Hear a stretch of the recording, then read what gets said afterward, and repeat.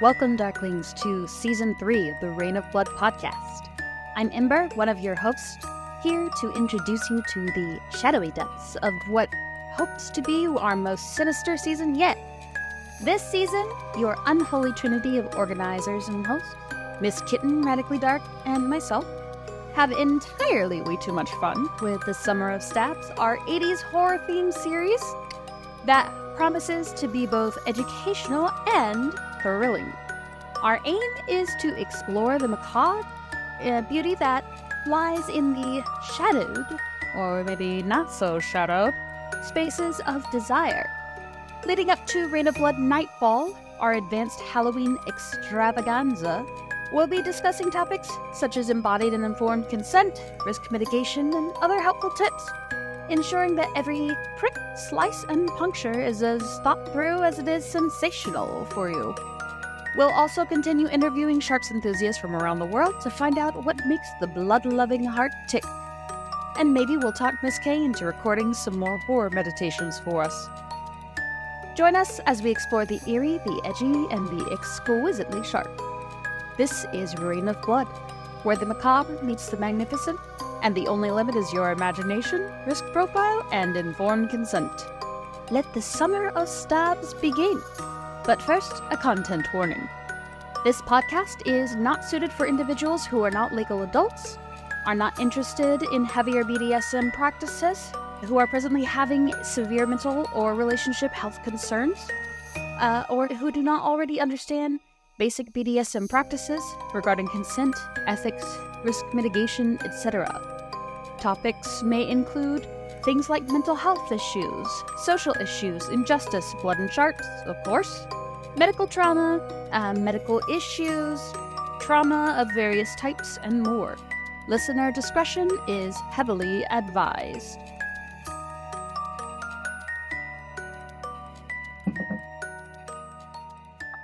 Welcome back, listeners. Joining me today for a special episode with the National Coalition for Sexual Freedom is Tess Zachary and Susan Wright. Hello and welcome to the show today. Would you guys like to go ahead and introduce yourselves and the NCSF? I'm Tess Zachary. I'm the current chairperson of the NCSF. I'm also our registered lobbyist, and I run, Susan and I together run the EOP committee, the Education Outreach Committee. Hi, I'm Susan Wright. I am the Executive Director of the National Coalition for Sexual Freedom. I co-run the Education Outreach Committee with Tess, and I am also the chairperson of the Consent Counts Committee, which is running our kind of consent project, as well as preparing to do the lobbying for the explicit prior permission initiative that we're working on. That sounds amazing. Can you tell us a little bit more about the NCSF, what you do, and about some of those projects that you have coming up? They sound quite interesting. Yeah, so the NCSF works on creating a social, legal, and political environment that advances equal rights for consenting adults who engage in alternative sexual and relationship expressions. We advocate for consenting adults in kink, leather, fetish, swing, poly, BDSM. And we do that through direct services, education, advocacy, outreach, in conjunction with our partners to directly benefit those communities. And when I mention our partners, NCSF is not a standalone organization. We are a group of kink, swing, and poly organizations that make up the NCSF. Susan, would you like to add anything? Yeah, we're a coalition, a grassroots coalition. We really are, the idea of, volunteers all kind of coming together, over 150 groups working together to basically fight for our rights, to be able to live and love the way that we want to do. There is nobody else fighting for our rights to do this. And so we have to kind of stand up for ourselves and form this kind of umbrella coalition that works together. And we have so little representation, especially when it comes to the legal aspects and some of the more legislative aspects of that. Again, we talk a lot about whether what we do or not is technically legal, but we don't talk a lot about how to make what we do legal and how to protect those rights. So I really appreciate you bringing that up. So tell me a little bit more about some of these initiatives and what folks can do to get involved and to help protect some of those rights. So some of the history, some of the things we've done in the past, which you of course yourself know, is we were instrumental in removing BDSM as a paraphilia in the DSM-5. Mhm.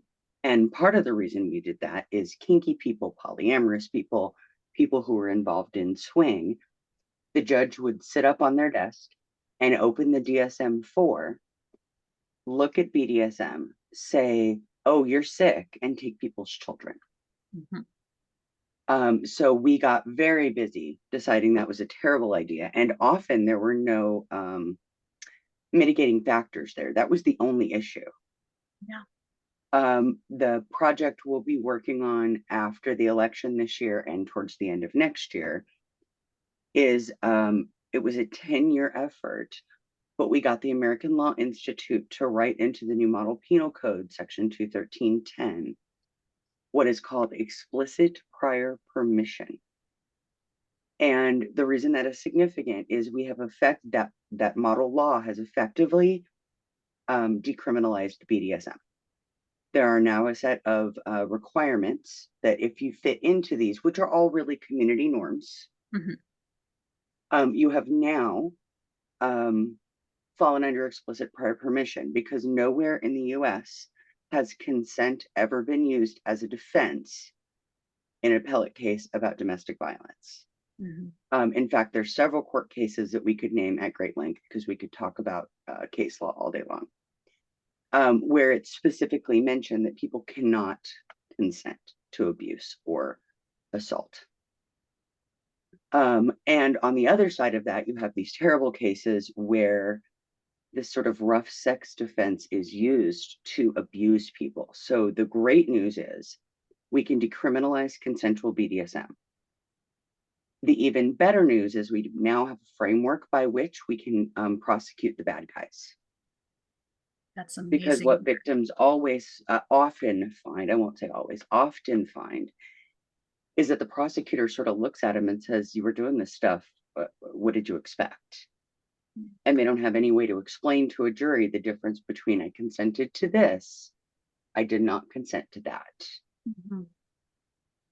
That sounds like an amazing framework to have in place. Hats off to you all and your team for being able to get that into the works and into the legal system. So So what next great year looks victory. like, and we're waiting till after the election Mhm. because we don't want to become the football, right? For sure. After the election, we will begin to lobby the states, because what the ALI does is publish this model law. Mhm. Then each state has to decide if they're going to adopt it in whole or in part. Mhm. There is a broader definition of consent that we are not lobbying for because it's not affirmative. So we're Mhm. keeping our hands off of it. Right. But this section 213.10, we will begin to lobby. That's amazing. So, what can folks do in their own states? Again, this is specific to the US, but specifically within their own states in the US to help adopt this particular model. That's magic, because while NCSF will come in and do sort of this first big push, it's our coalition partners on the ground who are going to make this happen. We will go in, we'll get them organized, we'll get them started, but then they're going to have to do the work, right? NCSF is a national organization. We can't possibly. So if anyone is sort of politically minded, if anyone would like to help with that effort, if anyone would like to get involved now as we sort of develop the message in our first few states, create partnerships in these states, they should really come volunteer for the NCSF. They can go to our website. There's a volunteer form. It's real specific and explains all sorts of things. There's a legal research process going on about specific states and their laws. They could participate in that. There's lots of ways to help. That's amazing. Thank you so much. I appreciate you explaining that. I think it's very important for folks to, whether or not they can really be active in that, to be aware of what's being done surrounding our rights and apprise themselves of those movements. So thank you so much. Right. And people who can't be out, they can quietly volunteer with the NCSF. It's not like we publish our volunteer lists. Of course. They can do things like fundraise for us. Hmm. We're a grassroots organization. No one gets paid. So literally every penny goes to our work. And, but it takes money to do these sorts of things. So fundraising pushes are always welcome. Yeah, and Absolutely. also trying to, raise awareness about this. We have 10 different states right now where we have public policy papers that talk about the specific state laws and how explicit prior permission would change those state laws.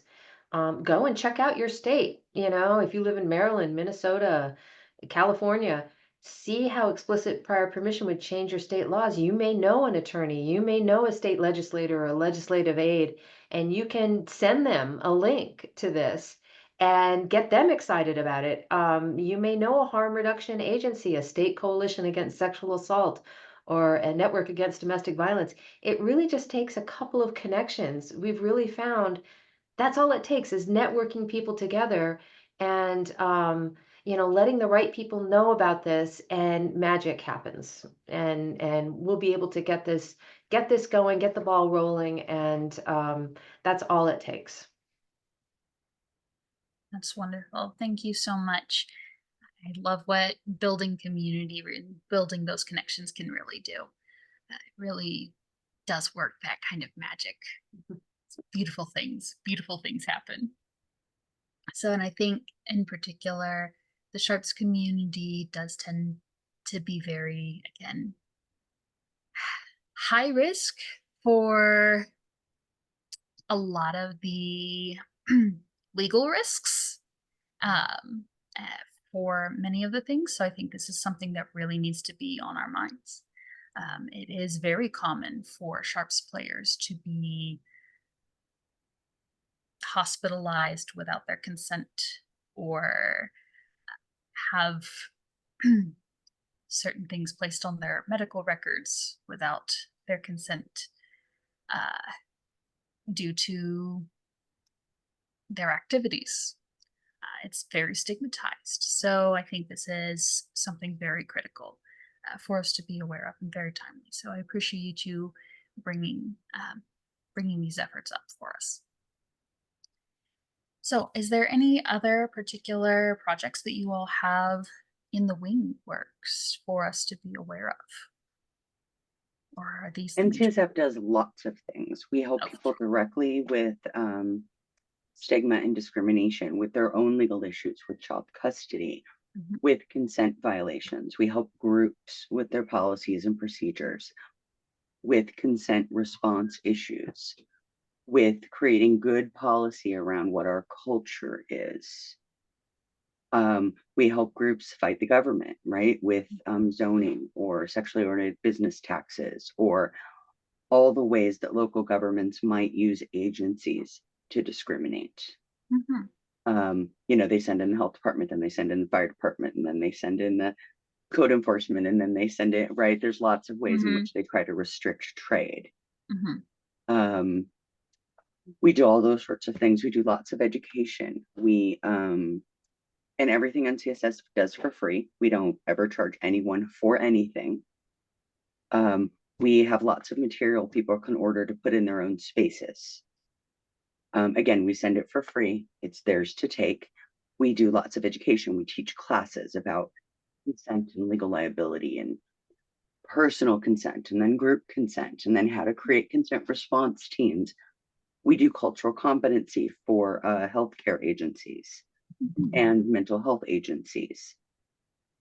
What am I forgetting, Susan? All sorts of things. Yeah, we've actually really recently done a big push on educating medical professionals, which I think your folks will be very interested in, because distinguishing the difference between BDSM, consensual BDSM, and accidents versus somebody who's intentionally trying to harm somebody has always been a big issue with folks in our community. I mean, somebody who accidentally has an issue and needs medical care versus somebody who is kind of intentionally causing harm or doing things that are extremely risky that are causing harm.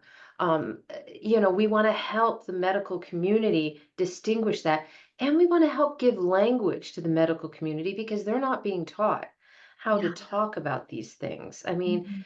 we would love to get our brochures into these educational communities where they can be taught, okay, how to ask questions in a way that's non-stigmatizing.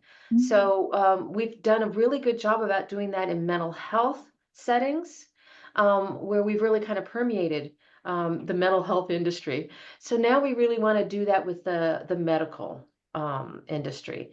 So we're really kind of trying to move in that direction as well now. You bring up some really great points. That's something that as a Sharps community we've been talking a lot about is being able to have these conversations with our medical professionals because these are often things that are so it's hard to hide these marks on our bodies. It's hard to hide what we're doing. Even more so than the bruises, like to some level the bruises might be seen at like yes, they're there, but they also fade. Our scar marks don't. Our needle scar marks don't usually fade, or my cutting scar marks, my artistic cutting scar marks, my scarifications, those are designed not really to fade. Um, and so that can be, having those conversations can be very daunting sometimes. In fact, in considering doing a live in person version of Reign of Blood, one of our main concerns in what we're looking at is finding a location to have it where there is a kink friendly medical center nearby just in case, so that our people, in case that there is, god forbid, someone that needs medical attention, they're not going to be stigmatized against, that there's not going to be further harm done to the community from the medical community. uh, but yeah, you bring up some really great points there. So, what are some things that us as a community do you think can help with furthering that? Is there anything else other than volunteering and things? Yeah, I mean, you can talk to your doctor or your medical practice. You can give them our What Professionals Need to Know About Kink booklet Mhm. that is meant for professionals to help them to understand. We also have some brochures that are a little higher level, both for people to talk to their doctors and for doctors to talk to their patients. It's a fantastic resource. I think that's really helpful. I know, I think we've got actually a kink doctor that we're going to be interviewing as well with that, but that sounds like a fantastic resource for folks to take in to discuss with their medical professionals. So let's Yep, see. because it's, historically with these appellate cases, any Mhm. injury has been seen as a serious injury. So Mhm. that means that, even marks or scratches, much less like a cut that needs stitches, has been considered a serious injury. And so we've Mhm. seen criminal charges come out of that. So that's been a real problem for people. I mean, even a Mhm. cut that was completely accidental, we've seen criminal charges come out of that. Um, and so what we did was we really tried to work very hard with developing the criteria for explicit prior permission, where serious injury harked back to the true definition of what serious injury is, which is risk of death. I mean, you can't Mhm. risk somebody's death when you're having sex or trying to have some sort of pleasurable erotic interaction. So that means it really kind of removes choking, Mhm. strangulation, um, permanent, um, serious disfigurement. Well, there can be an argument between an artistic cutting, which is not a disfigurement, Mhm. versus something where you actually cut too deep and you get necrotic flesh, Mhm. where you get the puckered flesh, where you get the constant infections, right? Mhm. There can be an argument made between something that was intentionally done, like a tattoo, Right. where it was a decorative sort of mark on the flesh versus a disfigurement, as well as like an impairment of a limb or organ. Mhm. So what we've tried to do is work with this um, to try to accommodate everybody within our communities that we're doing, you know, edge play to a certain extent, but weren't trying to harm other Right. folks. Um, and um, and we're gonna see how this works out because up until now, a lot of people who were doing these, especially like any kind of blood play, were seriously at risk. Mhm. It's interesting though that we see within the people who reported to us, our incident reporting and response definitely helps people who, were kind of coming up against the criminal. They were reported or they were trying to defend themselves and needed a criminal defense attorney. We historically haven't seen a lot of people who engaged in kind of blood play having these problems. I think partly because, as you were saying in the beginning, they're so careful. They're so Very true. careful to be so Very meticulous, true. so to make sure that that you're very clean, that you have the sharps containers, that you have the gloves, that you have a very antiseptic environment, that you're training, train, learn, have those skills. It is not something that you just jump into willy-nilly. You know what I mean? It's something that you have to have good communication around. You have to have those good skills. I hope it is not something that we ever see that is just mainstream to where somebody suddenly picks up a scalpel and says, "Okay, I'm kinky. Let's just go for it." The It happens challenge, on occasions, Uh, but we get pretty terrified when it does.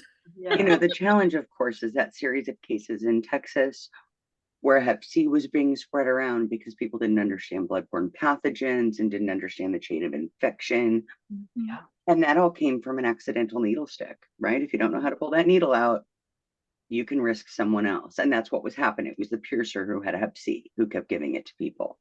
Right. Um, and often the reason people don't know about these things that maybe NCSF discusses is because many of them never appear in the media or they appear very quickly and are gone, right? And only kind of at a local level. But NCSF has been taking reports for 27 years, direct reports from people, and we have amassed this body of knowledge. And we're sort of able to see the trends in what the risks are for people and their groups, right? And that's why we kind of know some of how this all goes wrong. So we can help people with language and with process so their liability reduces, right? Something that first Hep C case is already well over $1 million in medical bills. Oh yeah. And when you're talking about $1 million in medical bills, you're talking about something like a $5 million settlement Mhm. by the time you've gotten through all the pieces of personal injury trials. Mhm. So the risk is really large. And part of explicit prior permission is you have to know what you're doing. Mhm. You can't, someone cannot adopt the risks if the person doing these things is in fact the risk. Mhm. So you have to know what you're doing, right? Have you taken an OSHA class? Have you taken the piercer's class? Have you taken the tattoo class? Can you explain the chain of infection? Can you explain your aseptic technique? Can you explain how how many places you're breaking the chain of infection so that you're not making someone ill? Are you disclosing your own personal risks, right? Do you have something communicable? Do you have some kind of bloodborne pathogen that a bottom could get? Mhm. Does your bottom have something that could be then passed on to you should it go wrong, right? Because even if you handle a needle stick well, you're the one at risk now, Yep. right? Your bottom's not at risk, you're at risk. Mhm. So we need to communicate those things. And that's kind of how NCSF knows kind of what these risks are and the mistakes people are making, because we've had 27 years of experience listening to things go very, very wrong. Mhm. And just as a note for our listeners, be sure to check out both the infection control and prevention class, the bloodborne pathogen training class, needle stick injury class, and all of the rest of the classes that we have on Patreon on all of that. So have fun. Actually, I think most of those are my classes. I'm sorry, not sorry. There's probably about 15 hours worth of classes there. But anyways, sorry. Back to you. Just a side note for folks wanting to know about all of that. Carry on. And something else we didn't mention was sort of our media outreach. Mhm. NCSF can train groups and people who are being targeted by the media how to do those interviews, how to respond to those sort of gotcha reporters. Mhm. People are outed. It's bad. People lose their jobs. People lose their children. That's really Susan's bag. She's sort of the genius of dealing with the media. The rest of us just sit around and cheer for her, or do precisely what she tells us to do. Because that's also a big risk for people, right? I mean, particularly in some of this edge play, if it's just a little spanking scene, most people can kind of say, oh, what you do in your bedroom is your business, until in fact something serious is happening. Mhm. And then we sort of have this public health conversation as though anybody really cares about public health, and it's just Right. judgment, right? Mhm. Susan specifically can sort of help people with how to address that media concern. That's amazing, especially within today's social media platform concerns and social media nightmares. I did some consultation for a major healthcare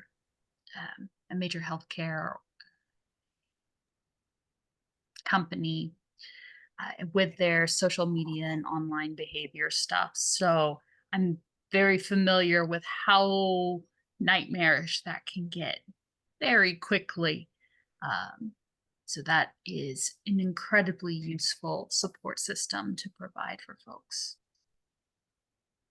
And one that can be very, very helpful. I know there have been a couple of situations on FetLife alone recently that have ended very tragically due to some harassment and other things that have gone very poorly.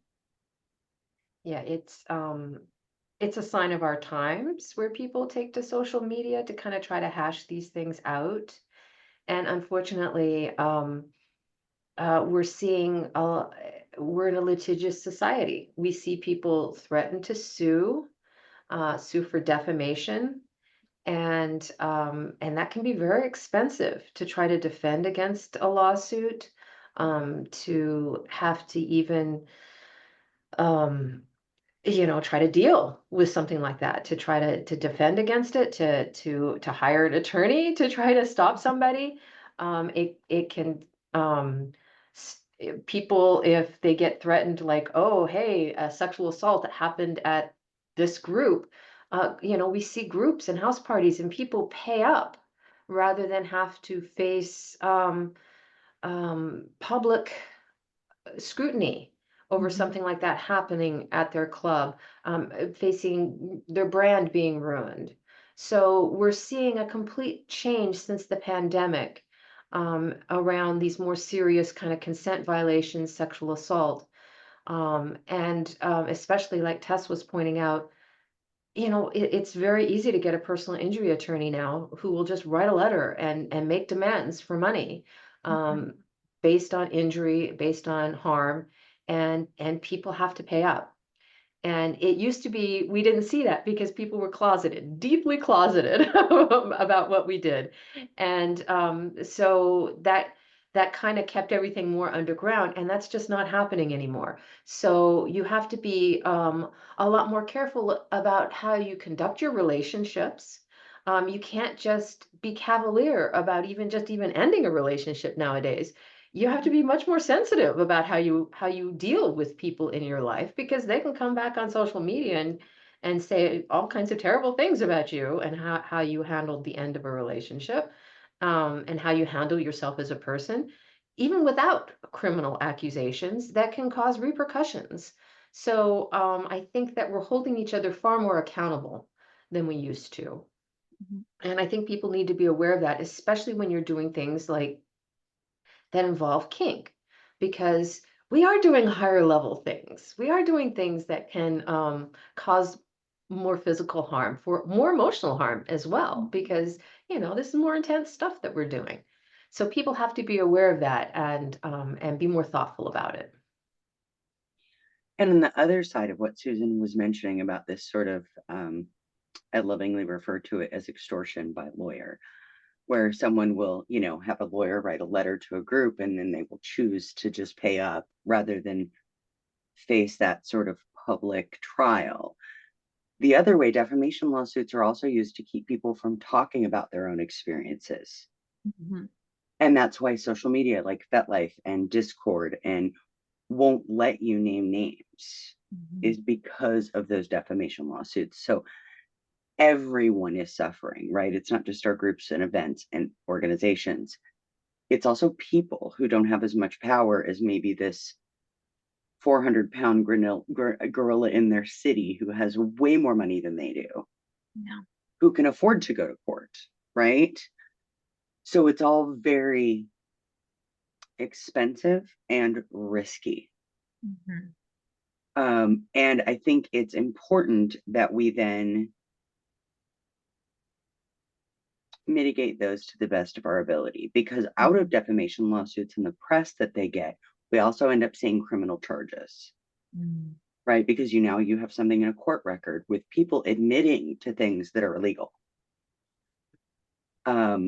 So it's important that we follow explicit prior permission, because while explicit prior permission has to be passed in each state, the ALI has been clear that this should replace the old outdated case law.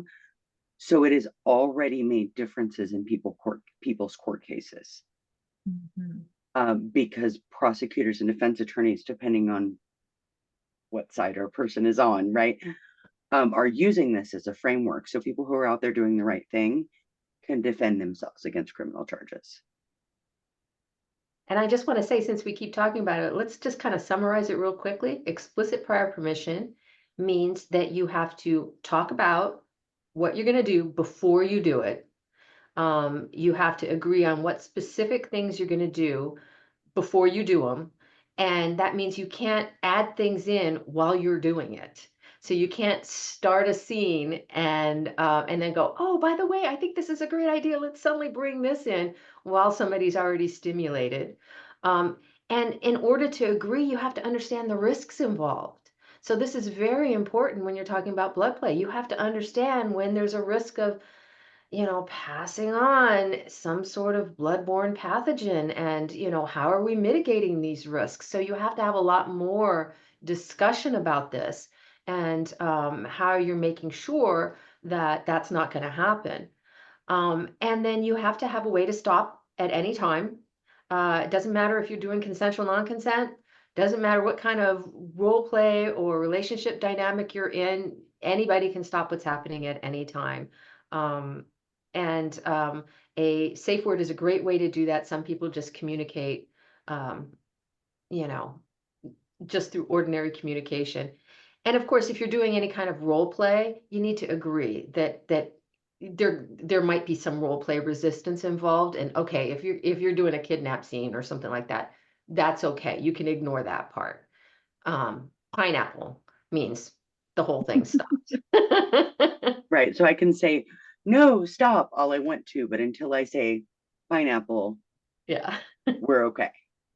And that's really it. Other than you have to be adults. You can't seriously injure somebody. I mean, it really is our community Mhm. creed. Right. You have to be able to consent, no mind altering substances, mental health episode. Right. Right. So there's sort of just a quick summary, if you don't mind, Susan, because we were just talking about it. So did you agree to the specific acts? Yeah. Did you discuss the risks and agree on intensity and what those risks are and how, right? Is everyone an adult able to consent? Do you have a way to stop? And what verbal or physical resistance do you agree it's okay to ignore? Right. So there's sort of 5 big things. There's some little things in there, but there's sort of 5 big things. Fantastic. That sounds like an excellent model that will go a long ways toward clarifying things not just for Kingsters, but also within the vanilla world as well for legal situations. Right? Wouldn't that be nice if that was also the standard? Like I would love to see that used, for everybody. Did you understand, what was going to be happening, or was it sprung on you, did you agree that you wanted to have sex? I've always kind of had an objection to the whole idea of affirmative sex being, may I touch you here? And then after a little bit, may I touch you here? And then after a little bit, may I touch you here? It's like, that seems so coercive. You know what I mean? And it's like, Same. it also seems like, you might get all hot and bothered and like, how can you think in that moment? Okay, is it okay if I touch it? Well, okay, sure, whatever. I want to think about it while I'm in the right frame of mind. Let's be adults about this. But that's not where our society is. Maybe a kink and non-monogamy can move our society more to an actual true affirmative consent model where we're actually um, working this out and talking about what it is, what our boundaries, what our limits, what's in that Venn diagram, instead of it being more of a transactional model of consent, which is, I want to do this. Will you do this with me? And it's more of like, here's what I'm interested in. What are you interested in? Oh, here's where we kind of, overlap. This is where it might be interesting for us to play. Mhm. This is the playground. That would be beautiful. One of these days, right? A lot of work to do till then. A lot of work to get going in that direction. But you know, one remains hopeful. So, if folks wanted to reach out to the NCSF to utilize some of the wonderful resources that you have available, how would they do so? They can visit our website at ncsfreedom.org, and there's so much information. Again, everything we do is free and available to the public. We don't gatekeep anything, and we don't charge anyone for anything. And then they can see all the ways that they can get involved and sort of choose what works for them. Wonderful. Really appreciate you all and your time. Is there anything in particular that you have that your organization offers that you think would be invaluable to the Blood and Sharps Play community? I think the only thing we didn't mention was our kink and polyamory aware professionals list. Hmm. Definitely check that out if you're looking for a mental health or a health professional or any kind of professional, massage therapist. And if you have a professional to suggest or a clinic, we find LGBTQIA clinics, health clinics. I mean, you said you were looking for a health clinic. We find that those are great, especially ones that offer like the free STI testing and free prep are wonderful resources. So we would love to have more people offer those up to have professionals sign up for us. And so if you know of anybody to sign somebody up, or if you're looking for somebody, check out our CAP list. Yeah, and there's a cat brochure that someone could take to their friendly doctor and say, sign up for this thing so other people know you exist. Alternately, if you go to our CAP and you don't find somebody, there's a form there that says, hey, I'm looking for this. Because sometimes, because of the environment or the city people are in, they can't be listed. Mm, So there is sort of a private in our back pocket. There may be another set of resources available. amazing.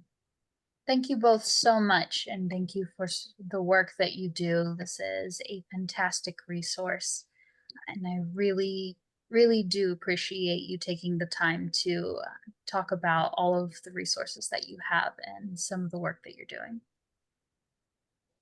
Thank you so much for having us. Right. Again, I am Ember, and this has been Tess Zachary and Susan Wright with the National Coalition for Sexual Freedom.